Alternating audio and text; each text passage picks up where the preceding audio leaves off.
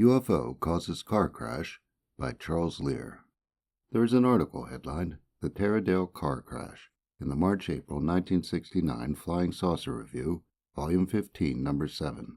It is described as an adapted version of an article written by Henk Hemfelaar and Claude Elms of New Zealand Scientific Space Research that appeared in that organization's newsletter, Spaceview. It concerns a car accident in Padale, New Zealand, a suburb of the northeastern city of Napier, involving two young men who reported that a UFO was the cause.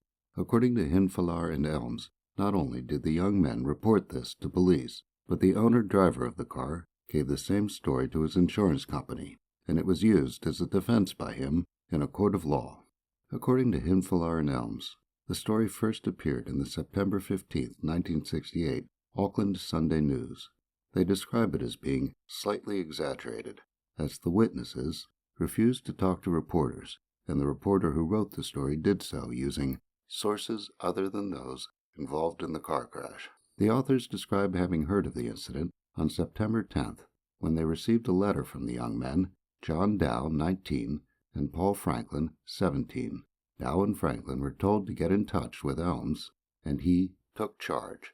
According to the authors, Dow and Franklin were driving around Padale on Friday, September 6th, when they saw lights hovering over the city dump. They described them as dozens of reds, greens, and blues darting around. They then heard an explosion, and this was followed by rumblings and vibrations which shook the car. The lights are described as then grouping together and leaving at this point. Dow and Franklin are said to have gotten the idea that they might have been watching flying saucers, and to have immediately gone to the constable on duty to report this. The constable is described as having been interested but non-committal and not to have commented. According to the authors, Dow and Franklin returned to the same area the next night and saw nothing. Then, on Sunday, September 9th, they reportedly saw an object that shot out a beacon of light, and they went to the Padale police station to report it. According to Hemfelaar and Elms, the officer on duty explained their sighting away as a salt-impregnated cable, flashing because of wind, but Dow and Franklin said there was no wind. Dow and Franklin are said on Monday night to have seen a glowing light that shot up into the sky. The reader is told they didn't report it as they were tired of being laughed at.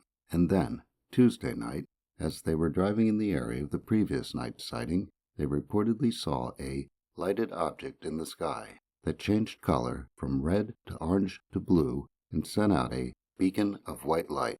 They drove towards the light, and as they did, it went out of sight behind a cloud. According to the authors, Franklin and Dow turned back towards Padale. Franklin reportedly saw the object again through the rear window. It picked up speed and headed towards them, glowing brilliantly white. Franklin alerted Dow, who turned and saw it, and Franklin yelled, "Bail out, it's got us." They both jumped out on the passenger side of the car, which was moving at 30 to 40 miles per hour, and suffered scrapes and bruises. The object was reportedly so bright at this point that Franklin, on his back, covered his eyes to avoid being blinded. It's described as having hovered 2 feet above them before it suddenly shot up into the sky. Franklin and Dow described it as a spheroid around 2.5 feet in diameter. They said that while it glowed brightly, it did not cast any light. According to Hemfelaar and Elms, they had the impression of a translucent brilliance with the light pushing into the object. The driverless car is described as crashing into the doorway of a fruit shop and destroying a plate glass window. A crowd is said to have gathered and to have found Franklin and Dow badly frightened and shocked, calling out about the saucer which had attacked them. The rest of the article is about the investigation and is broken into 7 sections, each subheaded according to the particular aspect being detailed. The first section is titled The Boys. The authors describe Franklin as being the spokesman for the two and as knowing something about the UFO subject. They say they asked him about this and that he told them he had read Inside the Flying Saucers by George Adamski and had found it far-fetched.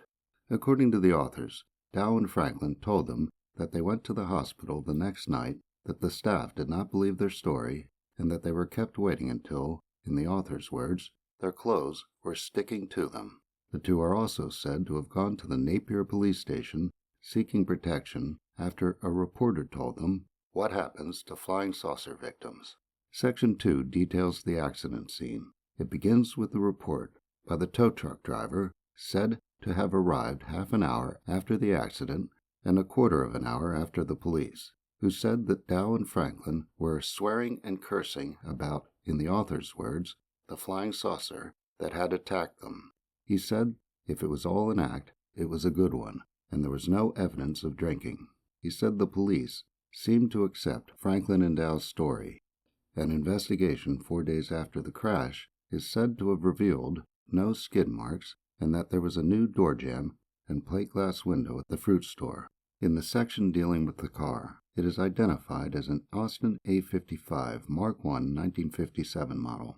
Elms is said to have thoroughly examined it and to have found the damage to the right front fender and the front axle assembly consistent with a head-on collision at a speed of 30 to 40 miles per hour. The car is described as a write-off.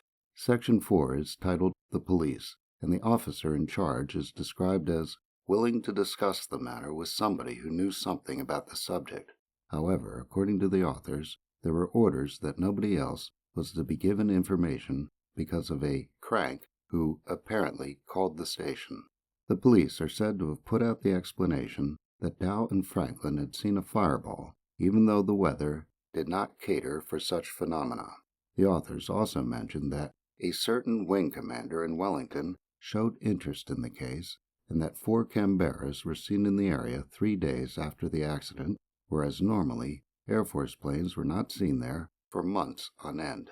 They end the section saying that Napier Police Constable Barry Martin Buss said that when he got to the accident scene, he found Franklin and Dow's story sensible and logical.